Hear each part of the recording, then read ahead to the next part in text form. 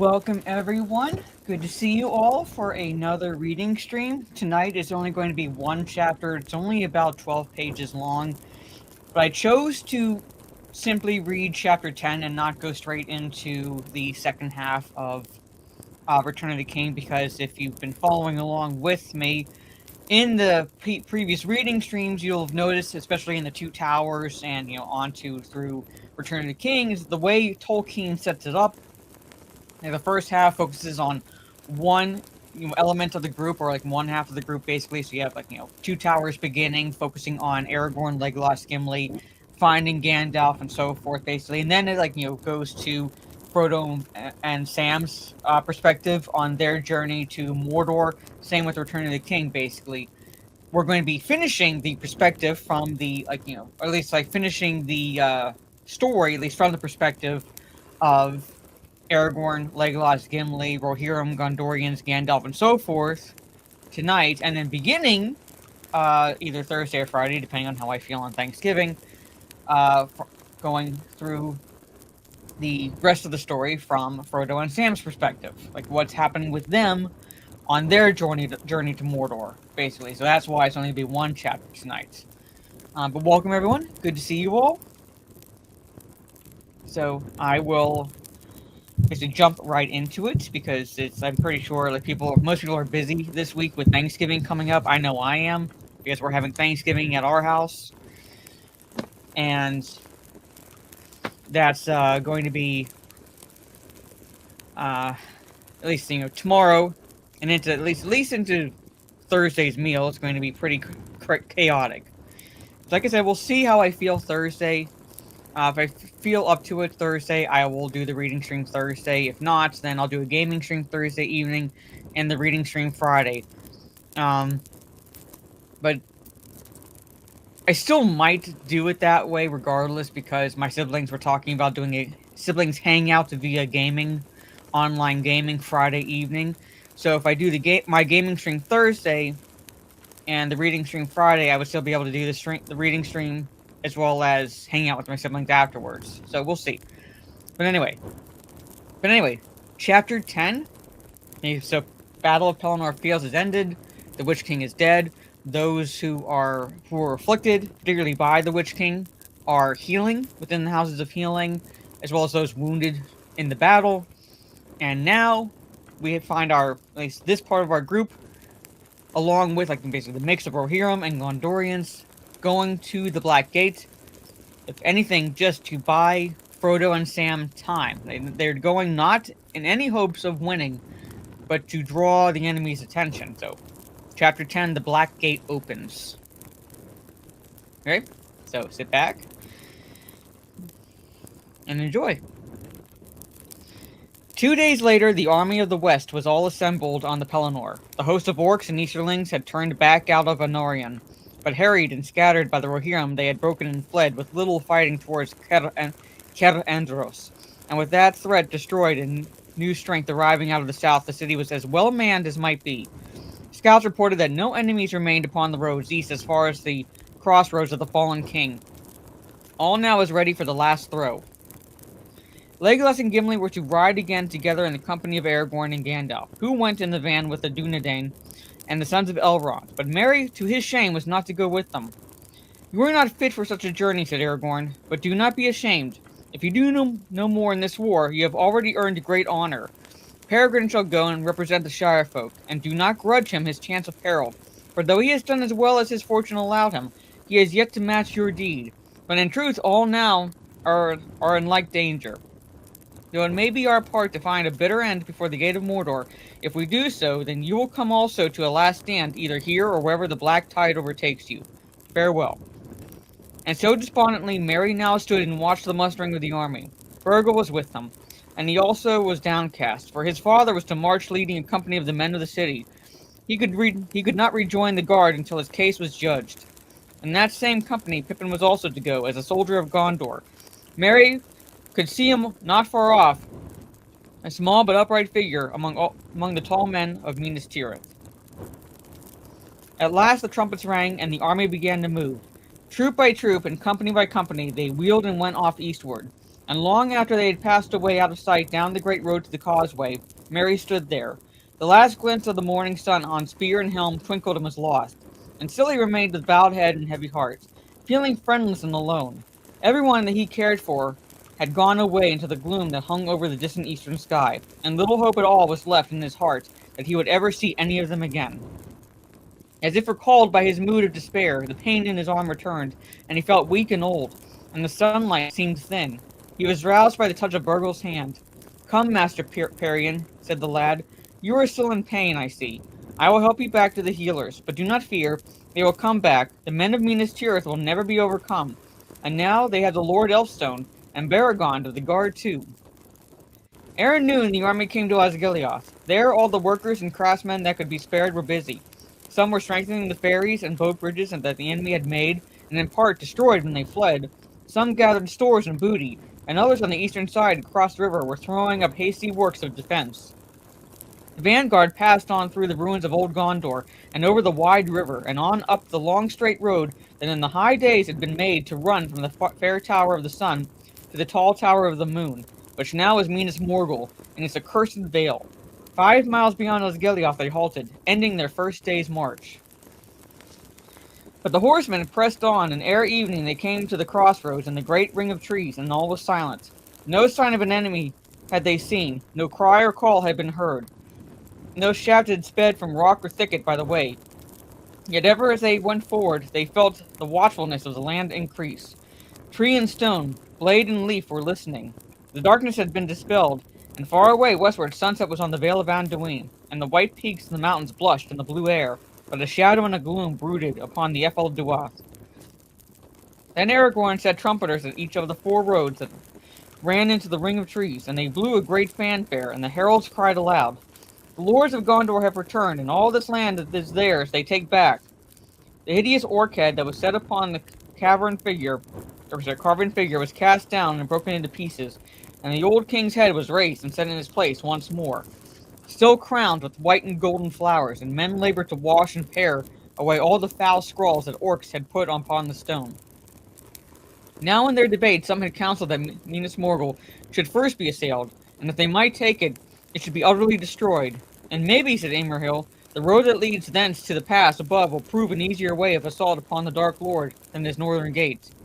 But against this Gandalf had spoken urgently, because of the evil that dwelt in the valley, where the minds of living men would turn to madness and horror, and because also of the news that Faramir had brought. For if the ring-bearer had indeed attempted that way, then above all they should not draw the eye of Mordor thither. So the next day, when the main host came up, they set a strong guard upon the crossroads to make some defense, if Mordor should send a force over the Morgul Pass, or should bring more men up from the south.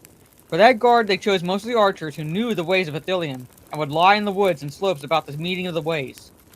But Gandalf and Aragorn rode with the vanguard to the entrance of the Morgul Vale, and looked on the evil city. It was dark and lifeless, for the orcs and lesser creatures of Mordor that had dwelt there had been destroyed in battle, and the Nazgul were abroad. Yet the air of the valley was heavy with fear and enmity. Then they broke the evil bridge and set red flames in the noisome fields and departed. The day after, being the 3rd day since they set off from Minas Tirith, the army began its northward march along the road.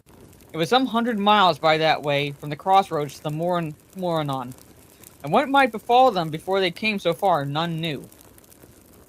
They went openly but heedfully, with mounted scouts before them on the road, and others on foot upon either side, especially on the eastward flank. For there lay dark thickets and a tumbled land of rocky gills and crags, behind which the long grim slopes of the Ethel Duath clambered up. The weather of the world remained fair, and the winds held in the west, but nothing could waft away the glooms and the sad mists that clung about the mountains of shadow. And behind them at whiles great smokes would arise and hover in the upper winds. Ever and anon Gandalf let blow the trumpets, and the heralds would cry, "The lords of Gondor are come, that all who leave this land or yield them up." But Imrahil said, "Say not the lords of Gondor, say the King Elessar, for that is true, even though he has not yet sat upon the throne, and it will give the enemy more thought if the heralds use that name." And thereafter thrice a day the heralds proclaimed the coming of the King Elessar, but none answered the challenge. Nonetheless, though they marched in seeming peace, the hearts of all the army, from the highest to the lowest, were downcast, and with every mile they went north, foreboding of evil grew heavier on them. It was near the end of the second day of their march from the crossroads that they first met any offer of battle, for a strong force of orcs and easterlings attempted to take their leading companies in an ambush. And that was in the very place where Faramir had waylaid the men of Harad, and the road went in a deep cutting through an outthrust of the eastward hills. But the captains of the west were all warned by their scouts, skilled men from Henneth Anun, led by Mablung, and so the ambush was itself trapped, for horsemen went wide about westward and came up on the flank of the enemy and from behind, and they were destroyed or driven east into the hills. But the victory did little to enhearten the captains. "It is but a feint," said Aragorn, "and its chief purpose, I deem, was rather to draw us on by a false guess of our enemy's weakness, than to do us much hurt yet." And from that evening onward the Nazgul came and followed every move of the army. They so flew high and out of sight, all save Legolas, and yet their presence could be felt, as a deepening of shadow and a dimming of the sun. And though the ringwraiths did not yet swoop low upon their foes and were silent, uttering no cry, the dread of them could not be shaken off. Again, welcome everyone. So time and the hopeless journey wore away. Upon the fourth day from the crossroads and the sixth from Minas Tirith, they came at last to the end of the living lands, and began to pass into the desolation that lay before the gates of the pass of Cirith Gorgor. And they could descry the marshes and the desert that stretched north and west to the Emyn Muil. So desolate were those places, and so deep the horror that lay on them, that some of the hosts were unmanned, and they could neither walk nor ride further north. Aragorn looked at them, and there was pity in his eyes rather than wrath, for those were young men from Rohan, from Westwold far away, or husbandmen from Lossarnock, and to them Mordor had been from a childhood a name of evil, and yet unreal, a legend that had no part of in their simple life. And now they walked like men in a hideous dream made true, and they understood not this war, nor why fate should lead them to such a pass. "Go," said Aragorn, "but keep what honor you may, and do not run. And there is a task which you may attempt, and so be not wholly shamed. Take your way southwest till you come to Cer Andros, and if that is still held by enemies, as I think, then retake it, if you can, and hold it to the last in defense of Gondor and Rohan." And then some, being shamed by his mercy, overcame their fear and went on, and the others took new hope, hearing a manful deed within their measure that they could turn to, and they departed. And so, since many men had already been left at the crossroads, it was with less than 6,000 that the captains of the West came at last to challenge the Black Gate and the might of Mordor.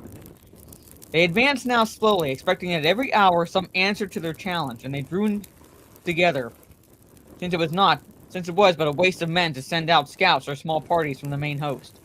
At nightfall of the 5th day of the march from Morgul Vale, they made their last camp and set fires about it of such dead wood and heath as they could find. They passed the hours of night in wakefulness, and they were aware of many things half seen that walked and prowled all about them, and they heard the howling of wolves. The wind had died, and all the air seemed still. They could see little, for though it was cloudless and the waxing moon was 4 nights old, there were smokes and fumes that rose out of the earth, and the white crescent was shrouded in the mists of Mordor. It grew cold. As morning came, the wind began to stir again, but now it came from the north, and soon it freshened to a rising breeze. All the night walkers were gone, and the land seemed empty. North amid their noisome pits lay the first of the great heaps and hills of slag and broken rock and blasted earth, the vomit of the maggot folk of Mordor. But south and now near loomed the great rampart of Cirith Gorgor, and the Black Gate amidmost, and the 2 towers of the Teeth, tall and dark upon either side. For in their last march, the captains had turned away from the old road as it bent east, and avoided the peril of the lurking hills, and so now they were approaching them, Morannon, from the northwest, even as Frodo had done. Sorry. Itch. The 2 vast iron doors of the Black Gate, under its frowning arch, were fast closed. Upon the battlement nothing could be seen. All was silent but watchful. They were come to the last end of their folly, and stood forlorn and chill in the grey light of early day, before towers and walls which their army could not assault with hope, not even if they brought thither engines of greater power, and the enemy had no more force than would suffice for the manning of the gates and wall alone. Yet they knew that all the hills and rocks about the Morannon were filled with hidden foes, and the shadowy defile beyond was bored and tunneled by teeming broods of evil things. And as they stood, they saw all the Nazgul gathered together, hovering above the towers of the Teeth like vultures. And they knew that they were watched, but still the enemy made no sign. No choice was left them but to play their parts to its end. Therefore, Aragorn now set the host in such array as could best be contrived, and they were drawn up on two great hills of blasted stone and earth that orcs had piled in years of labor. Before them towards Mordor lay like a moat a great mire of reeking mud and foul-smelling pools. When all was ordered, the captains rode forth towards the Black Gate, with a great guard of horsemen and the banner and heralds and trumpeters. There was Gandalf as chief herald, and Aragorn with the sons of Elrond and Eomer of Rohan, and Imrahil, and Legolas and Gimli and Peregrine were bidden to go also, so that all the enemies of Mordor should have a witness.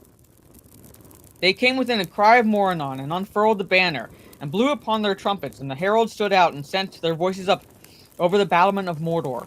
Come forth, they cried, let the Lord of the Black Land come forth. Justice shall be done upon him, for wrongfully he has made war upon Gondor and wrested its lands. Therefore the king of Gondor demands that he should atone for his evils, and depart then forever. Come forth. There was a long silence, and from wall and gates no cry or sound was heard in answer. But Sauron had already laid his plans, and he had a mind first to play these mice cruelly before he struck to kill. So it was that, even as the captains were about to turn away, the silence was broken suddenly. There came a long rolling of great drums like thunder in the mountains, and then a braying of horns that shook the very stones and stunned men's ears. And thereupon the door of the Black Gate was thrown open with a great clang, and out of it there came an embassy from the Dark Tower. At its head there rode a tall and evil shape, mounted upon a black horse, if horse it was, for it was huge and hideous, and its face was a frightful mask, more like a skull than a living head, and in the sockets of its eyes and in its nostrils there burned a flame. The rider was robed all in black, and black was his lofty helm. Yet this was no ring wraith, but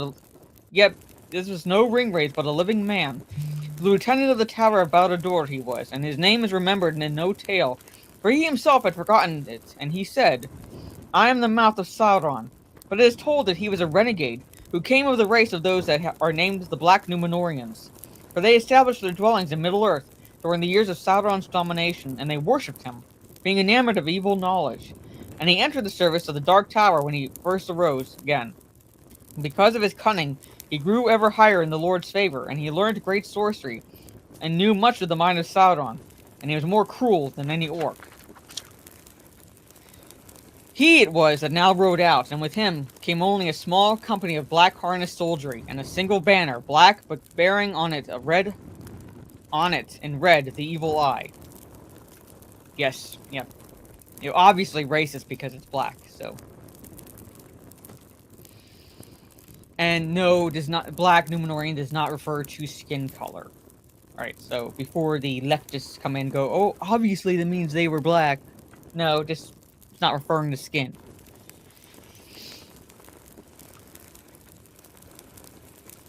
Now halting a few paces before the captains of the West, he looked them up and down and laughed.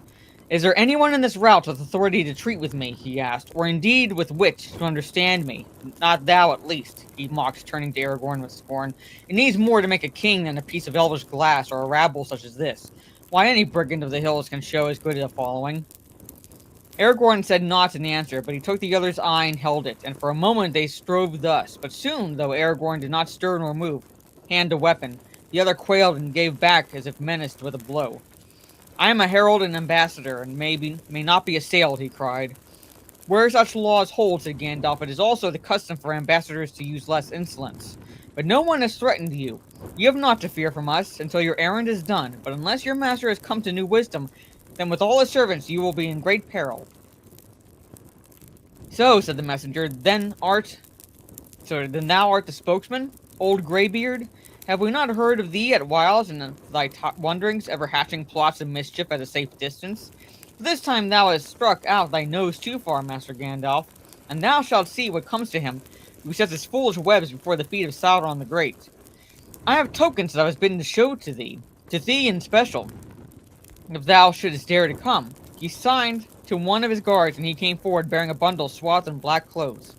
The messenger put these aside, and there, to the wonder and dismay of all the captains, he held up first the short sword that Sam had carried, and next a grey cloak with an elven brooch, and last the coat of mithril mail that Frodo had worn, wrapped in his tattered garments. A blackness came before their eyes, and it seemed to them in the moment of silence that the world stood still. Their hearts were dead and their last hope gone. Pippin, who stood behind Prince Emerhill, sprang forward with a great cry of grief. "Silence," said Gandalf sternly, thrusting him back, but the messenger laughed aloud. "So you have yet another of these imps with you," he cried. "What use you find in them I cannot guess, but to send them as spies into Mordor is beyond even your accustomed folly. Still I thank him, for it is plain that this brat at least has seen these tokens before, and it would be in vain for you to deny them now." "I do not wish to deny them," said Gandalf. "Indeed I know them all, and all their history. And despite your scorn, foul mouth of Sauron, you cannot say as much, for why do you bring them here? Dwarf coat, elf cloak, blade of the downfallen west, and spy from the little rat land of the Shire. Nay, do not start, we know it well. Here are the marks of conspiracy. Now maybe he that bore these things was a creature that you would not give grief to lose, and maybe otherwise. One dear to you, perhaps. If so, take swift counsel with what little wit is left to you, for Sauron does not love spies, and what his fate shall be depends now on your choice." No one answered him, but he saw their faces gray with fear and the horror in their eyes, and he laughed again, for it seemed to him that his sport went well. "Good, good," he said. "He was dear to you, I see, or else his errand was one that you did not wish to fail. It has, and now he shall endure the slow torment of years, as long and slow as our arts in the great tower can contrive, and never be released unless maybe when he is changed and broken, so that he may come to you, and you shall see what you have done. This shall surely be unless you accept my lord's terms." "Name the terms," said Gandalf steadily, but those nearby saw the anguish in his face, and now he seemed an old and wizened man, crushed and defeated at last. They did not doubt that he would accept. "These are the terms," said the messenger, and smiled as he eyed them, one by one. "The rabble of Gondor and its deluded allies shall withdraw at once beyond the Anduin, first taking oaths never again to assail Sauron the Great in arms, open or secret. All lands east of the Anduin shall be Sauron's forever, solely. West of the Anduin, as far as the Misty Mountains and the Gap of Rohan, shall be a tributary to Mordor, and men there shall bear no weapons, but shall leave to govern their own affairs. But they shall help to rebuild Isengard, which they have wantonly destroyed, and that shall be Sauron's, and there his lieutenant shall dwell, not Saruman, but one more worthy of trust." Looking in the messenger's eyes, they read his thoughts. He was to be that lieutenant, and gather all that remained of the West under his sway. He would be their tyrant, and they his slaves.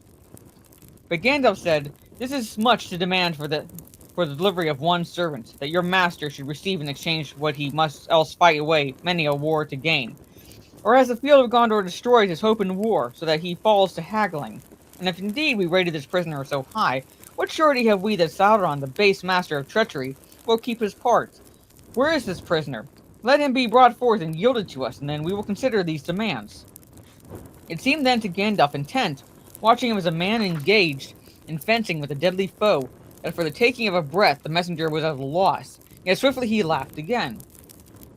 "Do not bandy words in your insolence with the mouth of Sauron," he cried. "Surety you crave. Sauron gives none. If you sue for his clemency, you must first do his bidding. These are his terms. Take them or leave them." "These we will take," said Gandalf suddenly. He cast aside his cloak, and a white light shone forth like a sword in that black place. Before his upraised hand the foul messenger recoiled, and Gandalf coming ceased and took from him the tokens, coat and cloak and sword. "These we will take in memory of our friend," he cried, "but as for your terms, we reject them utterly. Get you gone, for your embassy is over and death is near to you. We did not come here to waste words in treating with Sauron, faithless and accursed, so less with one of his slaves. Be gone." Then the messenger of Mordor laughed no more. His face was twisted with amazement and anger, to the likeness of some wild beast that, as it crouches on its prey, it is smitten on the muzzle with a stinging rod. Rage filled him, and his mouth slavered, and shapeless sounds of fury came strangling from his throat. But he looked at the foul faces of the captains and their deadly eyes, and fear overcame his wrath. He gave a great cry and turned, leaped upon his steed, and with his company galloped madly back to Kirithgorgol. But as they went, his soldiers blew their horns in signal long range, and even before they came to the gates, Sauron sprang his trap. Drums rolled and fires leaped up. The great doors of the black gates swung back wide. Out of it streamed a great host as swiftly as swirling waters when a sluice is lifted. The captains mounted again and rode back, and from the host of Mordor there went up a jeering yell. Dust rose, smothering the air, as from nearby there marched up an army of Easterlings that had waited for the signal in the shadows of Ered Luthwi beyond the further tower. Down from the hills on either side of the Moranon poured orcs innumerable. The men of the west were trapped, and soon, all about the grey mountains where they stood, forces 10 times and more than 10 times their match would ring them in a sea of enemies. Sauron had taken the proffered bait in jaws of steel. Little time was left to Aragorn for the ordering of his battle. Upon the one hill he stood with Gandalf, and there fair and desperate was raised the banner of the tree and stars. Upon the other hill, hard by stood the banners of Rohan and Doromoth, White Horse and Silver Swan. And about each hill a ring was made facing all ways, bristling with spear and sword. But in the front towards Mordor, where the first bitter assault would come, there stood the sons of Elrond, on the left with the Dunedain about them, and on the right the Prince Emeril, with the men of Dolomoth, tall and fair, and picked men of the Tower of Guard. The wind blew, and the trumpets sang, and arrows whined, but the sun now climbed towards the south, was veiled in the reeks of Mordor, and through a threatening haze it gleamed, remote, a sullen red, as if it were the ending of the day, or the end, maybe, of all the world of light. And out of the gathering murk the Nazgul came with their cold voices, crying words of death, and then all hope was quenched. Pippin had bowed, crushed with horror, when he heard Gandalf reject the terms and doom Frodo to the torment of the tower. But he had mastered himself, and now he stood beside Baragond in the front of the rank of Gondor with Emerhil's men. For it seemed best to him to die soon and leave the bitter story of his life, since all was in ruin. I wish Merry was here, he heard himself saying, and quick thoughts raced through his mind, even as he watched the enemy come charging to the assault. Well, now at any rate I understand poor Denethor is a little better. We might die together, Merry and I, and since die we must, why not? Well, as he is not here, I hope you'll find an easier end, but now I must do my best. Sorry, hiccups. Alright, he drew his sword and looked at it, and the intertwining shapes of red and gold and the flowing characters of Numenor glinted like fire upon the blade. This was made for just such an hour, he thought. If only I could smite that foul messenger with it, then almost I should draw level with old Merry. Well, I'll smite some of this beastly brood before the end. I wish I could see cool sunlight and green grass again. Then, even as he thought these things, the first assault crashed into them. The orcs, hindered by the mires that lay before the hills, halted and poured their arrows into the defending ranks. But through them there came striding up, roaring like beasts, a great company of hill trolls out of Gorgoroth. Taller and broader than men they were, and they were clad only in close-fitting mesh of horny scales, or maybe that was their hideous hide, but they bore round bucklers, huge and black, and wielded heavy hammers in their knotted hands. Reckless they sprang into the pools and waded across, bellowing as they came. Like a storm they broke upon the line of men of Gondor, and beat upon helm and head, and arm and shield as smiths, hewing the hot bending iron. At Pippin's side, Baragond was stunned and overborne, and he fell. And the great troll chief that smote him down bent over him, reaching out a clutching claw, for those fell creatures would bite the throats of those that they threw down.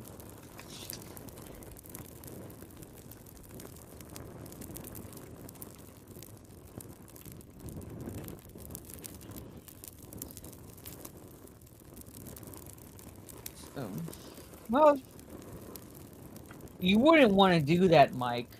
So even if he could have taken Gondor, basically, you would leave the home base undefended. So that wouldn't be a smart move either way, basically. That's why, like, if you read stories, like, history and other tales, always there's those that are left behind to defend within or the land, while the rest is abroad. Because if you leave the land defenseless and abroad is like lost, who's gonna be left?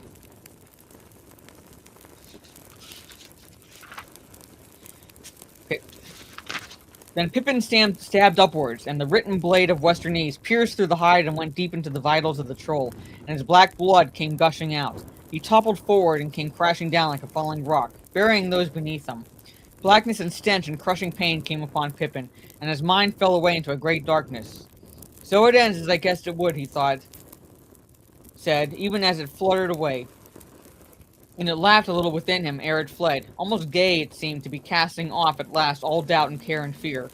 And then, even as it winged away into forgetfulness, it heard voices, and they seemed to be crying in some forgotten world far above. The eagles are coming! The eagles are coming! For one moment more, Pippin's thought hovered. Bilbo, it said, but no, that came in his tale long ago. This is my tale, and it is ended now. Goodbye, and his thought fled far away, and his eyes saw no more. So what's happening? So ends book 5. So like I said, if you've at least seen the movies, you know that really this is not in any hope of winning. This is not really in any hope of winning. It's more to draw the eye of Sauron over in one direction towards the Black Gates to buy Frodo time.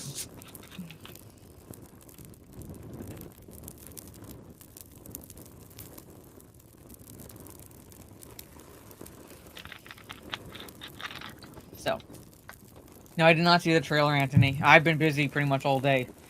But anyway, chat, like I said, it's going to be a short stream today. It's going to be a very short stream because I was only reading one chapter.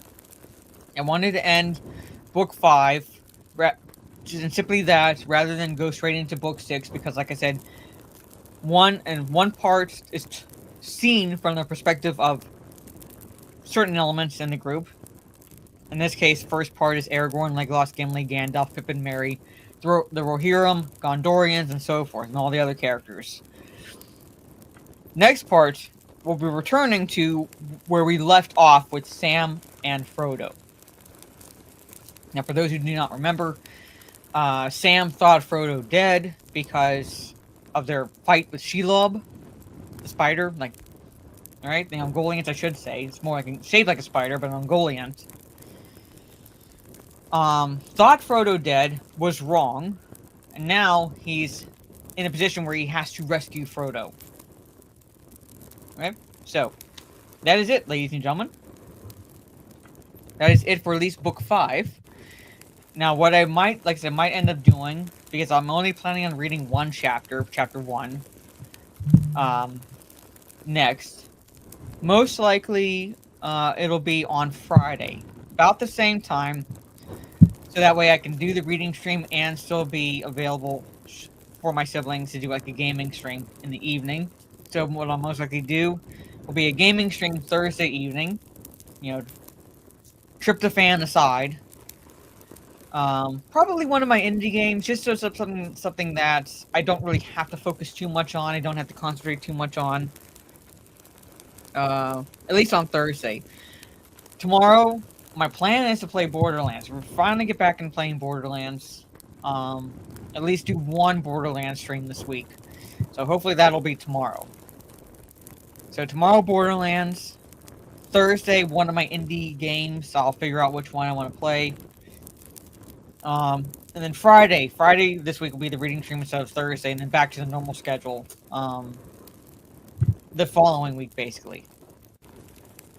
So no Nintendo, Gravy. No Nintendo. Not gonna do that. But anyway, chat. Anyway, on that note, ladies and gentlemen, thank you all for hanging out with me as you listen to the replay. And for those who are watching the replay or listening to the replay, I hope you enjoy listening to the replay. So, next chapter will be chapter 1 of book 6. Again, where we return to the exploits, shall we say, of Frodo and Sam. So, take care. Good night, and if I don't see any of you before Thanksgiving, have a happy Thanksgiving and a good rest of your week. Good night and peace.